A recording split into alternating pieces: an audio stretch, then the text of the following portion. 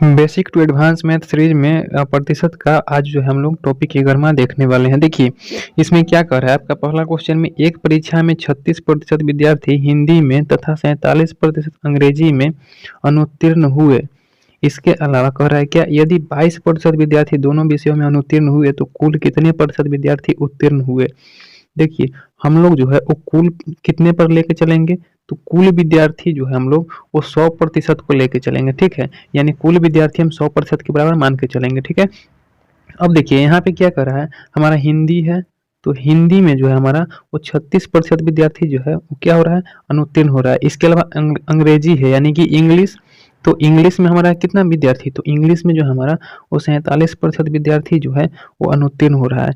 अगर हम दोनों को जोड़ दें तो हमारा कितना आ जाएगा, तो 7 और 6 13 के 3 हासिल 1, 4 3 7 1 8, यानी 83% जो हमारा वो दोनों विषय में मिलाकर अनुत्तीर्ण होता है। लेकिन यहाँ पे एक और प्रॉब्लम क्या है कि यदि 22% विद्यार्थी दोनों विषय में, यानी 22% विद्यार्थी जो है, सॉरी 22 यहाँ पे है, 22% विद्यार्थी जो है वो दोनों विषय में अनुत्तीर्ण होता है। यानी ये इसमें भी अनुत्तीर्ण हो रहा है और ये इसमें भी अनुत्तीर्ण हो रहा है, यानी 22% जो दोनों में अनुत्तीर्ण हो रहा है।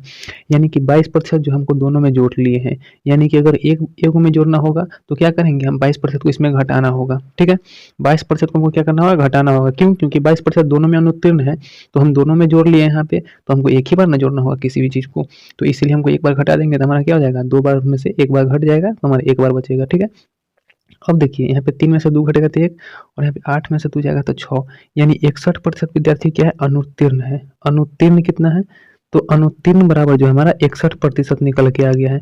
यानी कि अब देखिए तो उत्तीर्ण कितना होगा, तो उत्तीर्ण जो है हमारा वो कितना हो जाएगा, देखिए कुल जो हमारा 100% है, इसमें से अनुत्तीर्ण जो है 61% है, तो हमारा उत्तीर्ण कितना बचेगा, तो 100 में से 61 घटा दीजिए। जब 100 में से 61 घटाइएगा तो यहाँ पे देखिए 10 10 में से 1 जाएगा तो 9, यहाँ पे 9 में से 6 जाएगा तो 3, यानी 39% क्या है, उत्तीर्ण हो जाएगा हमारा कितना, 39%।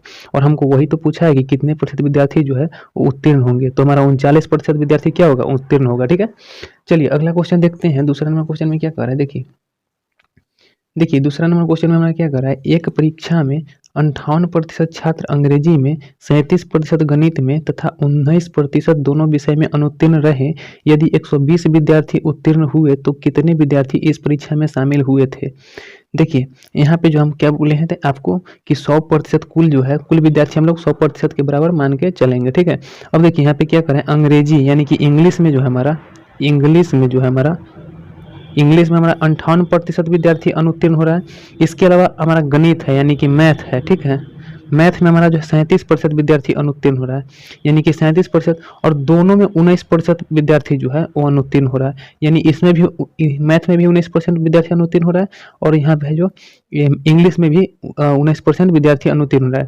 देखिए इसको समझिए, इसको आप लोग हो सकता है कंफ्यूज हो रहे होंगे।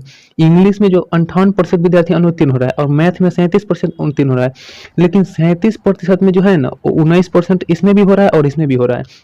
और ये 58% है ना, इसमें ये 58% में से 19% ऐसा है जो इसमें भी हो रहा है और इसमें भी हो रहा है, यानी दोनों में ही जाकर घुस के खा रहा है। जैसे भोज होता है तो कैसे खाता है, और एक व्यक्ति 2 बार खा लेता है, 2 पंगत में घुस के, उसी तरीका से 19% जो है वो दोनों में घुस के खा रहा है, ऐसे समझ लीजिए आप लोग।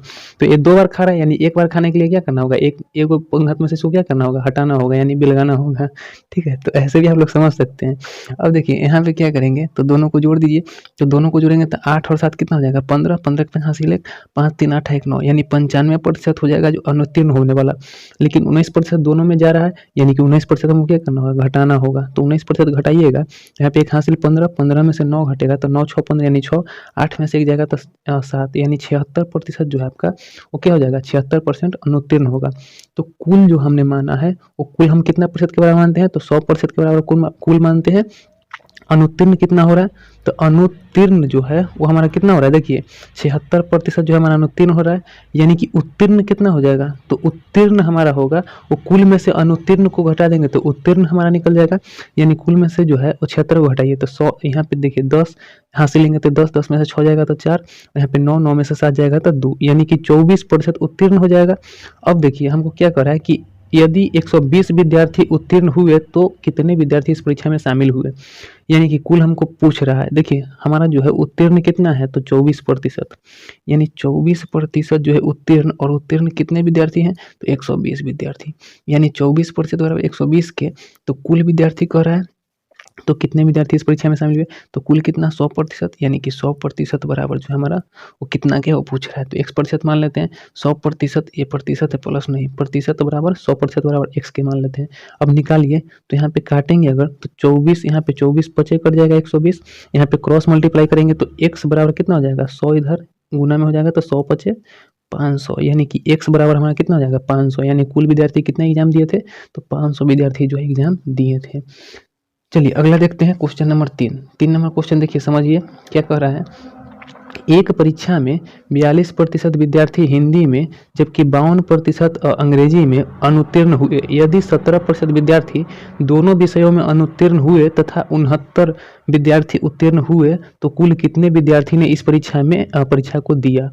देखिए इसमें भी वही चीज़ कह रहा है, हिंदी में जो है आपका वो 42% विद्यार्थी क्या हो रहा है, अनुत्तीर्ण हो रहा है, और जो है किस चीज़ में, और अंग्रेजी में 52%, यानी इंग्लिश में जो है आपका वो 52% विद्यार्थी अनुत्तीर्ण हो रहा है। तो ये दोनों को जोड़िएगा तो कितना हो जाएगा, 2 2 4 और 5 4 9, यानी 94% कुल मिला के अनुत्तीर्ण हो रहा है।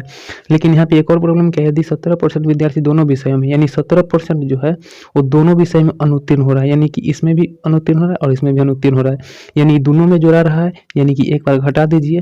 तो एक बार जब घटाएंगे हम तो कितना आ जाएगा, एक हासिल तो 14, 14 में से 7 जाएगा तो 7, 8 में से 1 जाएगा तो 7, यानी 77% क्या हो जाएगा, अनुत्तीर्ण हो जाएगा। देखिए कुल विद्यार्थी जो है वो कुल विद्यार्थी कितने के बराबर होता है, तो कुल विद्यार्थी हम 100% मानते हैं। अनुत्तीर्ण कितना हो रहा है, तो अनुत्तीर्ण जो है वो हमारा अनुत्तीर्ण जो है 77% के बराबर है, तो उत्तीर्ण कितना हो जाएगा, तो उत्तीर्ण हमारा कितना हो जाएगा, तो 100 में से 77 घटाएंगे तो कितना हो जाएगा, 77 3 80, यानी कि 20, यानी 23% जो है उत्तीर्ण के बराबर होगा। अब 23% बराबर है, देखिए अनुत्तीर्ण हुआ और तथा 69 विद्यार्थी उत्तीर्ण हो रही है। यहाँ पे 69 विद्यार्थी जो उत्तीर्ण हो रहा है, तो 69 जो है वो कितने के बराबर होगा, 23% के बराबर। यहाँ पे जो है प्रतिशत में हमारा 23% उत्तीर्ण हो रहा है, और अगर संख्या में देखें तो 69 विद्यार्थी उत्तीर्ण हो रहा है, तो 23% 69 हो जाएगा। तो हमसे क्या पूछ रहा है, तो इस कुल कितने विद्यार्थी ने इस परीक्षा में को दिया, तो कुल विद्यार्थी का पूछ रहा है, तो कुल विद्यार्थी हम कितना माने हैं 100, तो यहाँ पे 100 बराबर 100% बराबर x के, ठीक है। अगर हमसे पूछता है कि अनुत्तीर्ण वाला का प्रतिशत पूछता है कि अनुत्तीर्ण वाला का संख्या कितना है, तो यहाँ पे अनुत्तीर्ण वाला प्रतिशत डालते हैं, यानी 77% बराबर x के मानते हैं, ठीक है। तो उम्मीद है कि आपको ये समझ में आ रहा होगा। देखिए अब काटेंगे तो 23 तिया 69 कट जाएगा, क्रॉस मल्टीप्लाई करेंगे तो हमारा x बराबर क्या हो जाएगा, 100 तिया 300, यानी कि कुल विद्यार्थी कितना है, तो 300 है, ठीक है। अगर कोई भी डाउट इसमें आपको आता है तो आप लोग कमेंट बॉक्स में जरूर बताइएगा, हम उसका जो सोल्यूशन देने का प्रयास करेंगे, ठीक है। चलिए मिलते हैं एक नई वीडियो में, तब तक के लिए बाय बाय, धन्यवाद आप सभी का वीडियो देखने के लिए।